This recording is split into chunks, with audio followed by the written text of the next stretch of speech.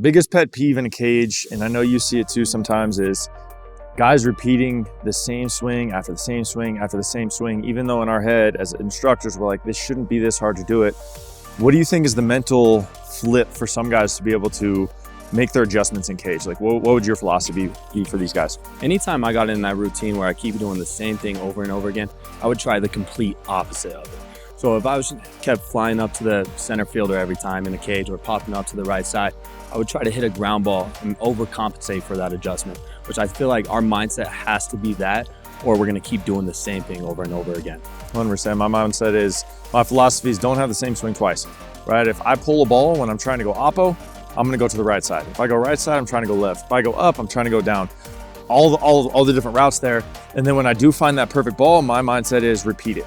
So if I go ball left and then I hit a perfect ball, right, try to go perfect ball again. If I go left, I'm going to go right until I find that middle gap. I think that's the hard part with young hitters is we expect a change to happen without physically doing it, right? The one cue or the one mindset that I always give a lot of my guys is if you're going to walk into a wall one time, right, you're going to hit your head and you're like, wow, that didn't feel good. The second time you walk into it, third time, fourth time, fifth time, how many times are you going to keep walking into that wall expecting that wall to move, right? It's the same thing with our swing. If I continue to, let's say my hands drop on every single swing and I keep hitting the tee, at some point my mindset has to change. I'm going to hit this ball straight into the ground just so I can feel the opposite side of things. Yeah, exactly. And the best hitters that I know you've seen make adjustments really quick. And baseball is very difficult. So at the end of the day, it's whoever's going to make the adjustment faster is going to make it a longer way.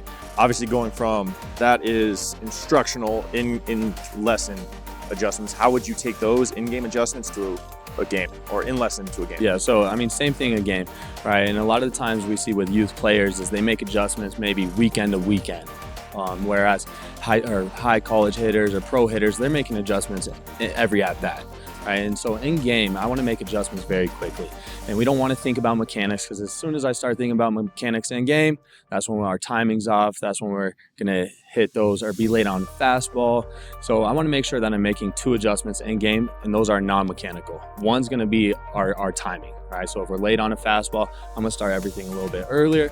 Or if I'm too early, I'm going to start everything a little bit later. Then our other is our eyesight. So a lot of the coaches you've heard say, get on top of the baseball. Well, for me, when I would think get on top of the baseball as a youth player, I would get my hands steep, which would cause me to either beat the ball in the ground or hit a backspin baseball up to the second baseman. So making sure that when I heard get on top of the baseball, that my adjustment was just my eyesight. And that's our second piece. So our eyesight, if I keep constantly popping the baseball up, I'm just looking a little bit above that baseball, keeping the same swing. So make those 2 in-game adjustments and make sure that we're working on those first before we result to a mechanical adjustment. So going on our second week for Cue of the Week. This weekend when I was coaching our youth team, I heard a lot of coaches telling hitters, hey, get on top of the baseball. So Alex, for you, when you were a hitter and now as a coach, what do you think about when a coach says get on top of the baseball, what that means for you and what it should mean? I think sometimes when we cue that, it's a very exaggerated feel of like a kid keeps going underneath every single ball, and our mindset is, again, go the exact opposite. I think that's great in a cage setting, but I think once you get to a game, it's hard for a kid to think, if I'm going this exaggerated, it's hard for me to think straight down to baseball. So what we mean by it, and I'm gonna use this PVC kind of as an example here, is I want you to think of it kind of as a shelf, right? So it's gonna be a shelf for our hands in our zone, right? So whenever we think of hands above the baseball, I always like to think hand is higher than every pitch that comes in, because naturally what's gonna happen is if my hands are above this baseball, my barrel's naturally gonna wanna drop just a little bit lower. I think what we see with a lot of guys is they try to take hands straight to the baseball, and then that barrel drops underneath, right? So we got to think of this PVC pipe as like that shelf that we can just ride the entire way and it doesn't change, right? A lot of guys, we have the tendency where I might start here and I go up, or I get on top of the baseball and I go down through it. Both paths are going to be really, really hard to find a clean barrel. So if we can think staying level as best that we can, I think that's going to put us in a lot better position. Yeah, I agree. And the main thing with that too is when I hear get on top of the baseball, or I see a lot of kids start just swinging with their hands and we forget about our backside and our hips. So making sure that when we hear get on top of the baseball, we still have to initiate with our lower half. So obviously at Hit4Power here, we have our Rapsodo equipment with all of our technology. And I think one of the biggest things that a lot of kids use is what our Bat X Velo, right? Which is obviously a very, very important topic and important thing that we're trying to get to. But could you explain it to maybe our younger guys or maybe our middle school guys of like, how can we effectively use exit velocity without making it our grand priority? Yeah, definitely. And I see a lot of kids get carried away on exit velocity, and they get really excited when maybe they hit a high exit velocity, even though it was a ground ball to the shortstop.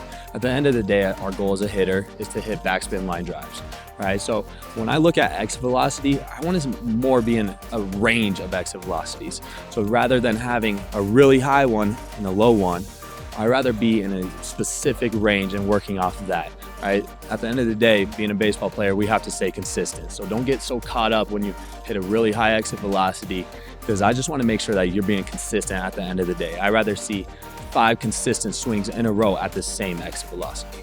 100%, 100%. I'd say the same thing with you for your range. I'd say somewhere between 5 miles an hour, right? We see a lot of guys that come in here and they'll go anywhere from a 75 to a 45 in 3 different swings, right? And their 75 might be the hardest ball, but again, like you said, it's 6 feet into the ground right towards third base, right? So my goal at the end of the day is, can you give me maybe a little bit lower velo, but a better backspin and a better ball that we can see actually get to the end of the cage instead of something that's in the ground, right? Because the older we get, we understand you can hit a ball 1,000 miles an hour, but if it's straight into the ground, there's always going to be a guy that's there, right? So goal is to, can we play a clean backspin with a good velo, and then from there, let everything else kind of play out.